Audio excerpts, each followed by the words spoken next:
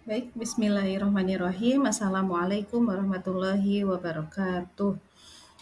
Baik teman-teman semua, setelah kita UTS ya pada pertemuan kemarin, kita akan membahas lagi ya berkelanjutan materi terkait dengan mata kuliah kesehatan gizi anak usia dini.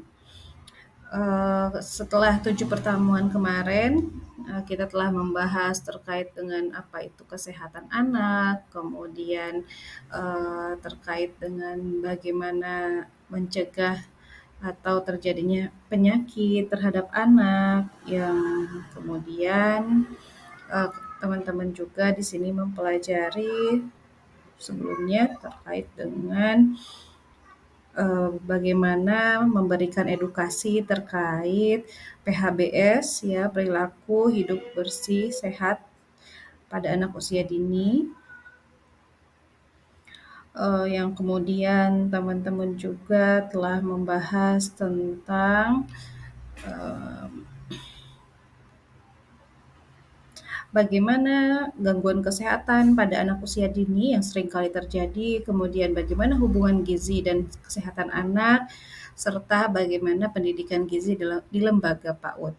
Nah, sekarang kita pada pertemuan setelah UTS ini membahas tentang status gizi pada anak usia dini. Oleh karena itu, mohon teman-teman pelajari secara bersama-sama. Mari kita berdiskusikan terkait dengan status gizi pada anak usia dini. Oke, kita lanjut ya.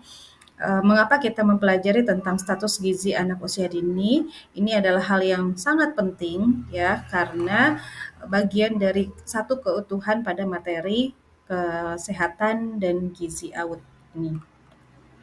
Berdasarkan beberapa referensi terkait dengan status gizi pada anak usia dini, tentu banyak ya para ahli telah mengemukakan terkait dengan status gizi pada anak usia dini. Di sini saya mengambil kesimpulan bahwa status gizi adalah suatu ukuran ya mengenai kondisi tubuh seseorang yang dapat dilihat dari makanan, kemudian dapat dikonsumsi ya, dan penggunaan zat-zat di dalam tubuh. Jadi status gizi ini merupakan suatu kondisi atau ukuran ya, yang mana makanan yang dikonsumsi dan juga penggunaan zat-zat dalam tubuh anak gitu ya. Kemudian kita akan membahas terkait dengan pengukuran status gizi berdasarkan IMT atau indeks massa tubuh. Kemudian faktor-faktor apa yang mempengaruhi status gizi, dan yang terakhir kita akan membahas terkait dampak asupan gizi yang tidak adekuat. Nah, teman-teman nanti bisa kita pelajari bersama ya terkait dengan 4 poin penting dalam materi status gizi anak usia dini. Oke, tadi kita telah membahas terkait dengan definisi status anak usia dini, yang mana mendefinisikan yaitu Sumiati dan Ikram pada tahun 2018. Ini merupakan status gizi anak ini suatu ukuran yang mengenai kondisi tubuh seseorang yang dapat dilihat dari makanan yang dikonsumsi, yang kemudian penggunaan zatnya di dalam tubuh. Status gizi dibagi menjadi beberapa kategori, yaitu status gizi yang kurang, gizi normal, dan gizi lebih. Nah, bagaimana kita bisa menentukan status gizi ini? Itulah yang harus kita pelajari terkait dengan pengukuran status gizi pada anak. Oke, mengapa sangat penting ya kita harus mempelajari tentang status gizi anak? Karena pemantauan status gizi anak itu sangat penting dikarenakan anak yang tumbuh dengan status gizi yang baik ya akan memiliki daya tahan tubuh yang kuat. Tentunya melalui status gizi ini kita akan bisa melihat, oh, gizi anak kita udah cukup atau belum gitu. Atau gizi anak kita, oh, kayaknya masih harus ditambah lagi gitu ya terkait dengan asupan nutrisinya dan lain sebagainya. Kemudian perkembangan otak yang optimal serta performa akademik yang lebih baik. Sebaliknya, anak yang mengalami masalah gizi dapat mengalami dampak buruk pada kesehatan fisik dan mental. Kemudian, lantas yang kedua, kapan kita harus dilakukan? Ya, kapan kita harus melakukan pemantauan status gizi anak usia dini? Nah, pemantauan status gizi anak harus dilakukan secara teratur, terutama pada masa-masa pertumbuhan dan perkembangan anak. Idealnya, pemantauan dilakukan setiap 3 sampai 6 bulan pada anak usia 0 sampai 2 tahun dan setiap 6 bulan sampai 12 bulan pada anak usia 2 sampai 5 tahun. Sehingga di sini ada pemantauan yang berkala.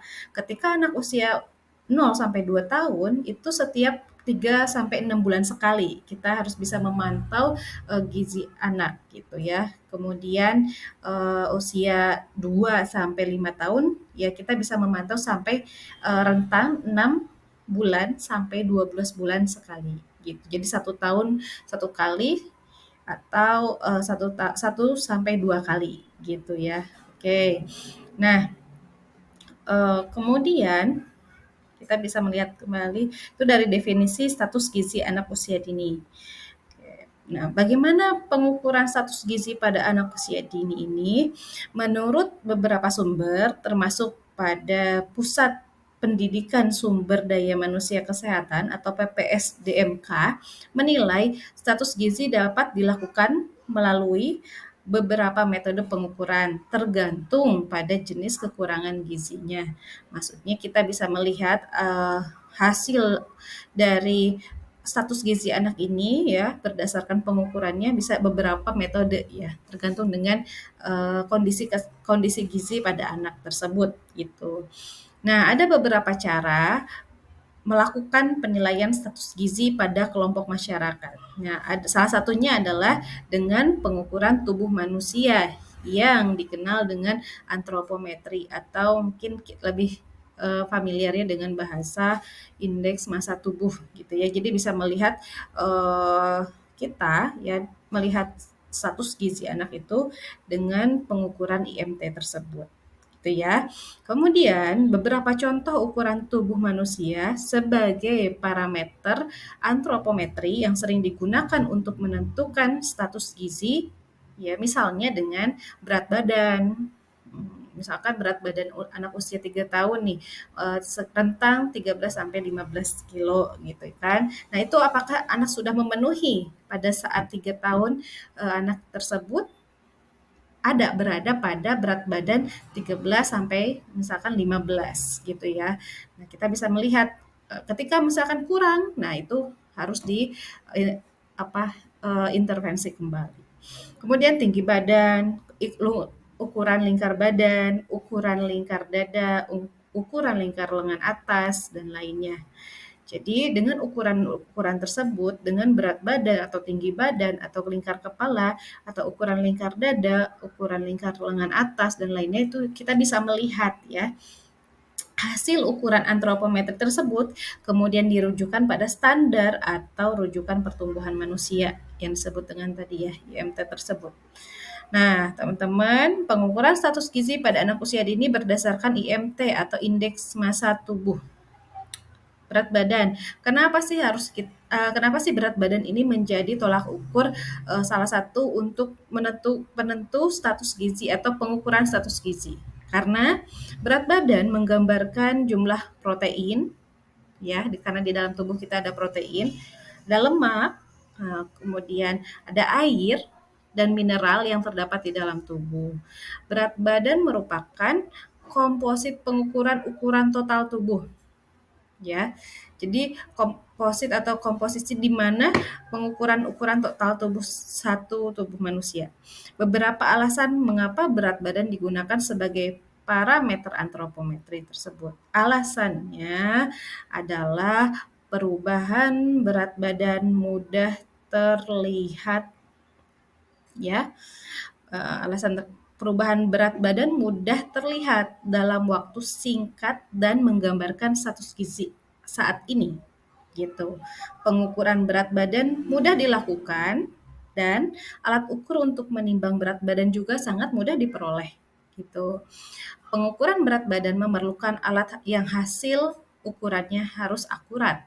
Nah, untuk mendapatkan ukuran berat badan yang akurat, terdapat beberapa persyaratan alat ukur, ya, alat ukur berat diantaranya adalah alat ukur harus mudah digunakan dan dibawa, mudah mendapatkannya.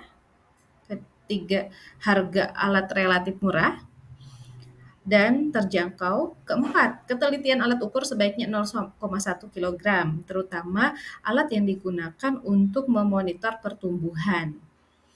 Selanjutnya, skala jelas dan mudah dibaca, cukup aman jika digunakan, serta alat selalu dikalibrasi. Nah, itu berdasarkan alat ukur yang bisa dipakai sesuai dengan Kementerian Kesehatan, ya, standar Kementerian Kesehatan. Kemudian kenapa harus tinggi badan sih yang diukur untuk menentukan status gizi anak?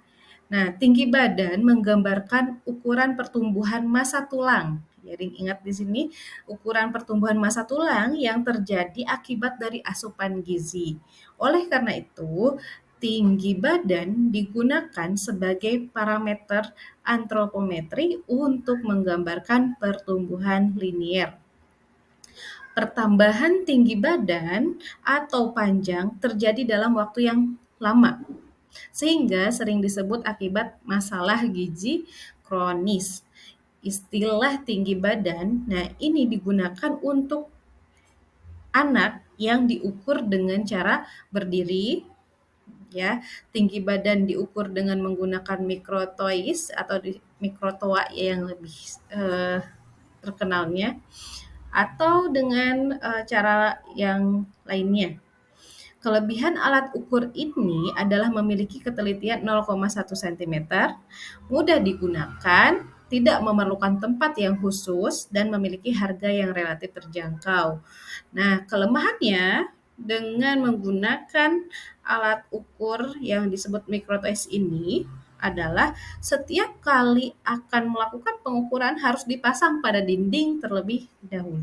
Nah, mungkin teman-teman kalau yang sering ke posyandu atau ke layanan kesehatan lainnya pasti menemukan alat ukur untuk tinggi badan ini ya. Kemudian yang ketiga, berdasarkan umur. Kenapa sih harus berdasarkan umur? Umur sangat memegang peranan dalam penentuan status gizi. Kesalahan penentuan akan menyebabkan interpretasi status gizi yang salah. Semisal, hasil penimbangan berat badan maupun tinggi badan yang akurat ya menjadi tidak berarti bila tidak disertai dengan penentuan umur yang tepat. Sehingga ketika penimbangan berat badannya sudah sesuai, tingginya sudah sesuai, tetapi umurnya tidak tepat. Nah, itu sering kali terjadi ya kesalahan tersebut karena adanya kecenderungan untuk memilih angka yang sangat mudah seperti 1 tahun, 1,5 tahun, atau 2 tahun. Nah, penentuan umur anak yang perlu dihitung dengan cermat sebetulnya ya.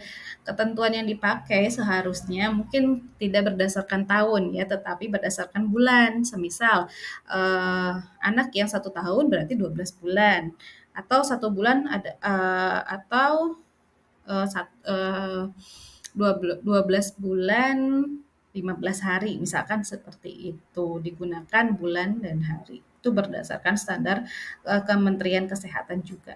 Oke, yang saya ikuti pada buku pedoman Kementerian Kesehatan tahun 2017. Oke, cukup jelas ya sampai sini.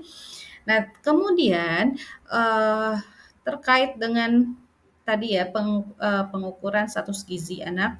Sekarang, nah teman-teman dengan pengukuran berat badan, tinggi badan, umur, ini akan menentukan status gizi anak yang akan nantinya kita peroleh, gitu ya.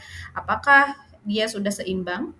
Apakah dia gizi buruk atau gizi kurang, gizi baik, gizi lebih, atau obesitas. Itu ada pada klasifikasi status gizi berdasarkan IMT.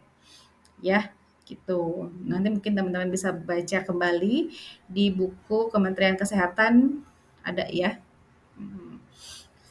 Tuh, kemudian selanjutnya di sini ada faktor-faktor yang mempengaruhi status gizi ya. Kita pelajari terkait faktor-faktor yang mempengaruhi status gizi pada anak. Terdapat banyak faktor yang menimbulkan masalah gizi.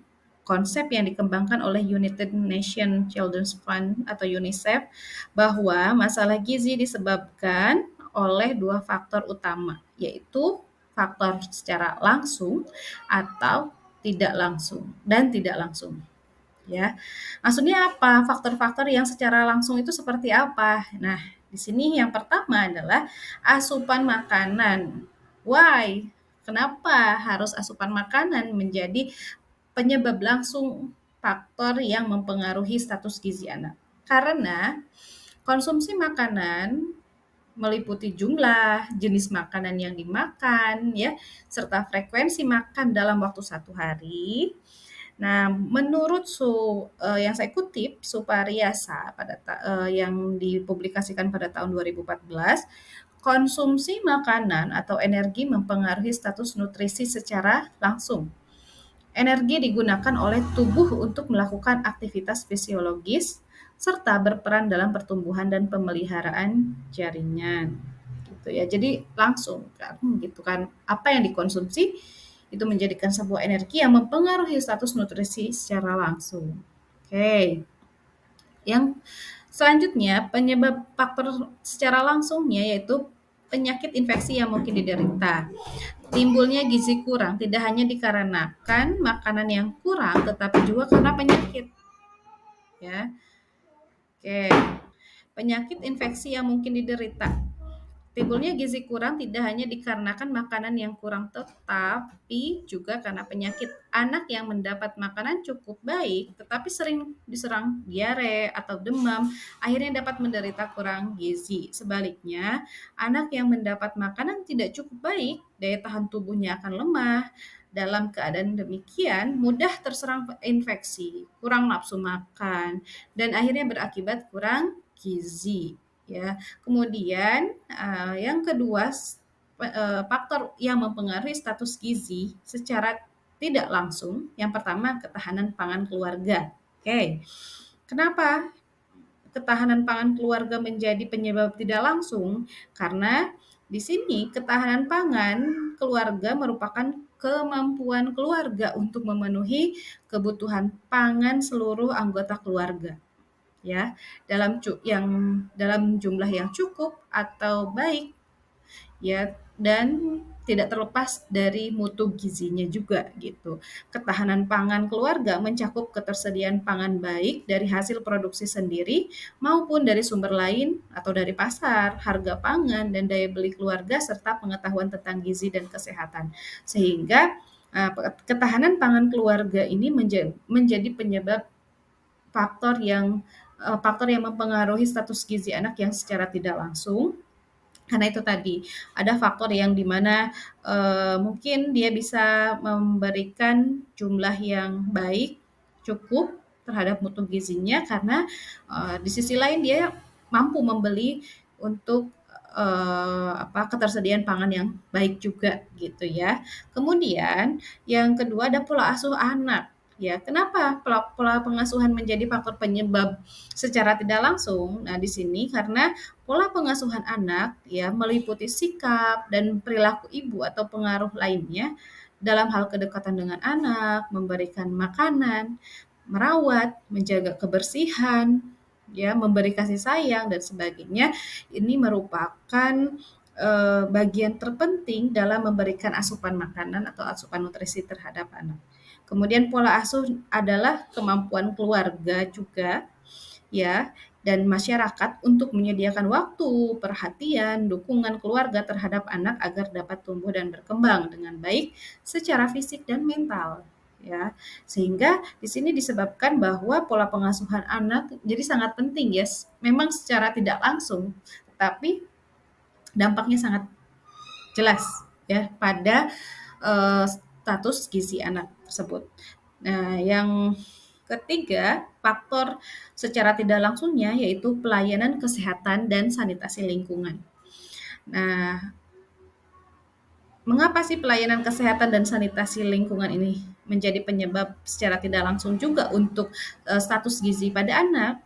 Karena salah satu akses dan keterjangkauan anak dan keluarga terhadap air bersih, kemudian pelayanan kesehatan yang baik, ya, seperti imunisasi, pemeriksaan kehamilan, pertolongan persalinan, penimbangan pada anak, ya, pendidikan kesehatan dan gizi serta sarana kesehatan yang baik itu sangat mempengaruhi sebetulnya ya. Bagaimana pelayanan kesehatan dan lingkungan juga itu hadir dalam uh, memberikan perhatiannya terhadap status gizi pada anak ini.